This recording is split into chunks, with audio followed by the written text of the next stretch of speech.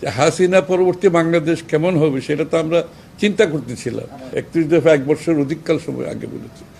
হাসিনাকে নিয়ে যদি ভারত বাংলাদেশ সম্পর্ক খারাপ হয় এটা তো অত্যন্ত দুর্ভাগ্যের বিষয়, পরিষ্কার করতে হবে। আমরা কিন্তু তারেক রহমান সাহেব কিন্তু চাইলে ওই শেখ হাসিনা তার মামলাগুলো একটা অর্ডার একটা প্রক্রিয়ার মাধ্যমে একসাথে সব, এবং শুধু তার মামলা না, তার দলের যত বিরুদ্ধে সব মামলা সে বাতিল করে দিয়েছে।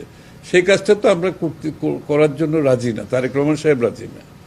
তারেক রহমান সাহেব চাচ্ছেন আমরা ডিউ প্রসেস অফ ল মামলাগুলো শেষ করতে হবে, সেই জন্যই অপেক্ষা করছেন উনি। নাইলে তো ওই এক অর্ডারে শেখ হাসিনার মতো করতে এটা আমরা পারতে হতো। ওনার তো সেই উদ্দেশ্য থাকলে উনি সেটা করতে পারতেন, তাই না? উনি তো সেটা চাই নাই বলে তো উনার পুরো একটা ডিউ প্রসেস অফ লর মাধ্যমে উনি যেতে চাচ্ছে। শেখ হাসিনার মতো ওই প্রক্রিয়ার মাধ্যমে করতে গেলে এর মধ্যে আবার আরও অনেকের তো মামলায় কিছু ওই প্রক্রিয়া শেষ হয়েছে, তাই না? উনি তো সেদিকে যেতে চাচ্ছেন না। উনি চাচ্ছেন আমরা আইনের শাসনের কথা বলছি, আবার সাথে সাথে যদি আমি এই ধরনের একটা প্রক্রিয়ার মাধ্যমে একসাথে সব একটা খালাস করে দিলাম, এটা তো একটা ব্যাড প্রেসিডেন্ট হয়ে যাবে দেশের জন্য, আর উদাহরণ খারাপ হয়ে যাবে, খারাপ একটা উদাহরণ সৃষ্টি। এই জন্য উনি ডিউ প্রসেস অফ লর মাধ্যমে ওনার সব মামলাগুলো খালাস করে দেশে আসবে।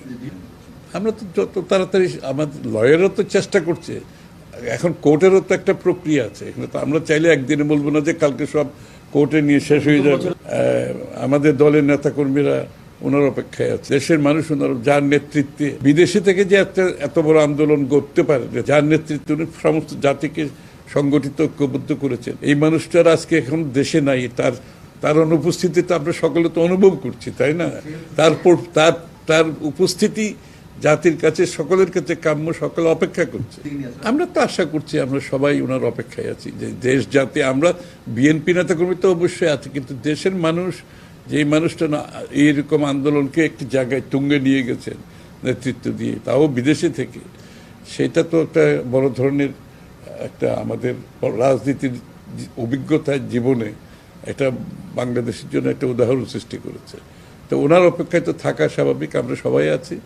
তো এটা আমরা সবাই তো চাচ্ছে দ্রুততম সময় ওনার এখানে ফিরে আসুক। ওনার অনুপস্থিতিতে আমরা অনুভব করছি একটা আনন্দের, একটা ভালো সময় আজকে, যেখানে উনি খারাপ সময়টা এত কষ্ট করেছেন, একটা ভালো সময় উনি দেশে ফিরে আসবেন তাড়াতাড়ি, এটাই তো সকলের প্রত্যাশা। না, টাইম বলতে আমি তো বললাম যে আমাদের ডিউ প্রসেস অফ লর মাধ্যমে মামলাগুলো শেষ করার জন্য চেষ্টা করছি দ্রুততম সময়ে, এবং আমি আশা করি যে চেষ্টা করে যাচ্ছে। কিন্তু কোর্টেরও তো একটা প্রক্রিয়া আছে, এটা তো আমরা তো আর কোর্টকে বলতে পারবো না যে এটা অমুক তারিখের মধ্যে সব শেষ করে দেয়। কোর্টের প্রক্রিয়া চলছে, প্রক্রিয়ার মাধ্যমে যত তাড়াতাড়ি সম্ভব আমরা চেষ্টা করছি। বিএনপির আমাদের যারা লয়ার আছে তারা চেষ্টা করছে।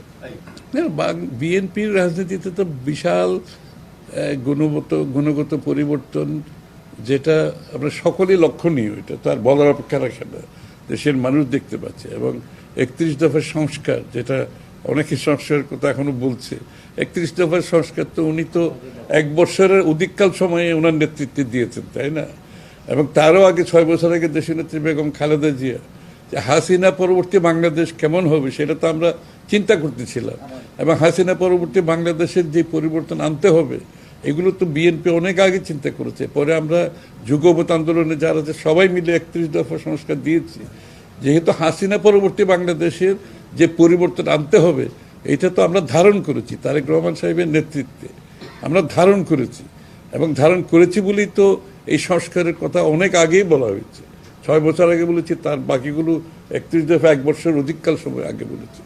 সুতরাং আমরা তো প্রতিজ্ঞাবদ্ধ। আবার উনি জাতীয় সরকারের কথা যদি বলেছেন তারেক রহমান সাহেব, উনি যে যাদেরকে নিয়ে আমরা এই 31 দফা সংস্কার